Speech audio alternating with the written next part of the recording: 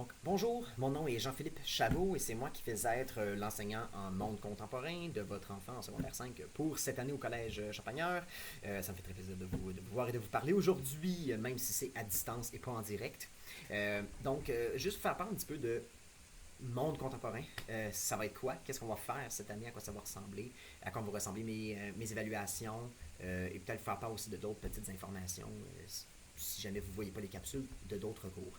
Première affaire, pour ce qui est de la matière qu'on va voir, ben, en monde contemporain, depuis qu'il y a le cours d'éducation financière aussi, le cours a été réduit finalement. Fait qu'à la place d'avoir 5 chapitres en monde contemporain, il y en a 3. Et les 3 chapitres, donc, c'est celui avec lequel on va commencer tout d'abord, c'est celui sur les mouvements de population. Le chapitre s'appelle Population, mais ça porte surtout sur les mouvements de population à travers le monde. Fait qu'on va commencer avec ça pendant l'automne. Par la suite, fin de l'automne, début de l'hiver, on va rentrer dans le chapitre qui s'appelle Richesse, mais qui porte sur la répartition des richesses à travers le monde, à la fois pays riches et pauvres, continents riches et pauvres, et aussi individus riches et pauvres à travers nos sociétés, à travers le monde. Fait que ça va être le deuxième chapitre qu'on va voir. Et le troisième, avec lequel on va terminer l'année scolaire, ça va être le chapitre qui s'appelle Tensions et conflits, je crois. Bref, qui porte sur les différentes tensions qu'on peut avoir à l'international entre les différents pays et les conflits qui émergent de ces tensions-là à l'occasion. Fait que ça va être les 3 grands chapitres qu'on va voir. Pour ce qui est des cours, moi, c'est sûr que j'ai ma manière d'enseigner. Je suis plus le genre de prof, j'aime ça jaser, j'aime ça poser des questions aux élèves, j'aime ça qu'on réponde ensemble, qu'on discute finalement. Puis je trouve que le cours de monde contemporain, c'est un cours parfait pour ça. Ça porte sur le monde d'aujourd'hui. Fait qu'on peut vraiment faire part de nos opinions, finalement, dire qu'est-ce qu'on pense de toutes les différentes affaires dont on parle.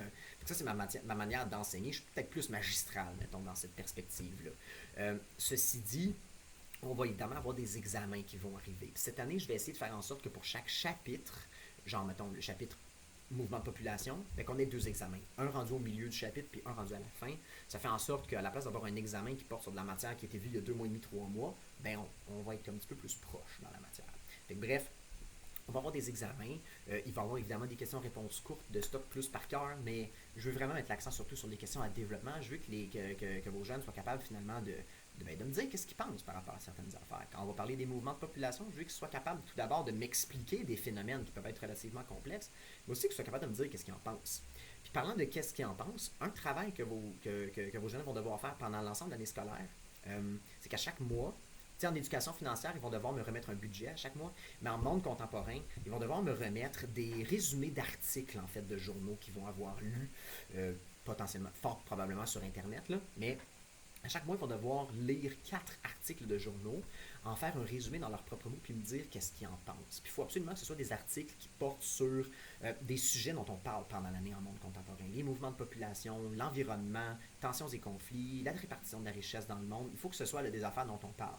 Fait que pas d'articles qui portent sur la game du Canadien d'hier ou sur un restaurant qui vient d'ouvrir à l'Assomption. OK? Fait que bref, on va aller dans des sujets comme souvent plus politiques, mais je veux qu'ils me disent qu'est-ce qu'ils en pensent. C'est ça qui est important pour moi.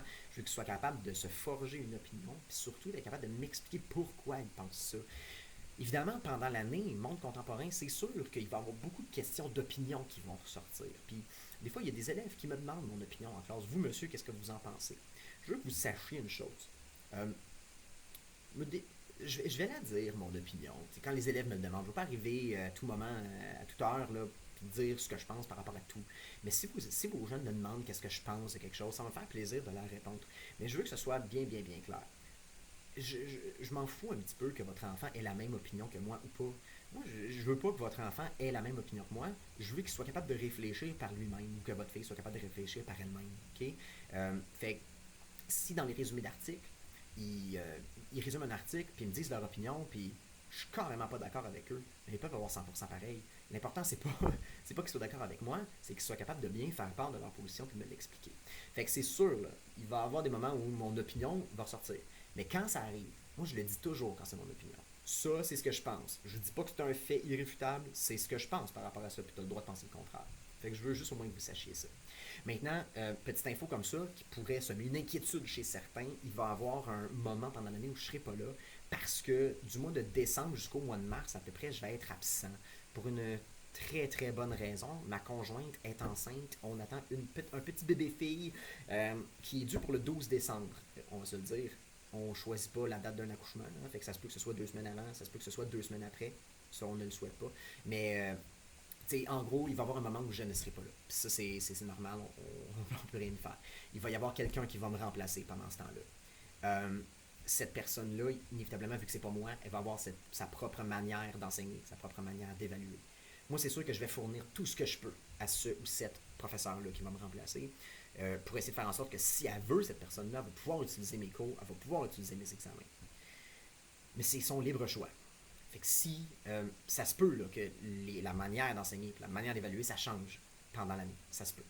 Une chose est certaine, au mois de mars, quelque chose comme ça, je reviens.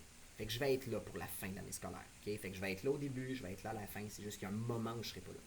Si vous avez des questions par rapport à la matière qu'on va voir, par rapport à mes évaluations, par rapport à. Vous avez une inquiétude par rapport au fait que ce ne sera pas moi pendant un certain temps, n'hésitez pas à me contacter, ça me fera plaisir de vous répondre. Je vous conseille fortement de le faire par pluriportail et non pas par courriel. Je ne suis pas très discipliné avec mes courriels, mais je le suis avec pluriportail, par exemple. Ça, j'y vais à tous les jours. Fait que si vous avez des questions, des inquiétudes, n'hésitez pas, contactez-moi par pluriportail. Je devrais être bon pour vous répondre dans un délai qui est raisonnable. Fait que sur ce, je vous souhaite une bonne fin de journée, puis au plaisir de vous revoir en vrai.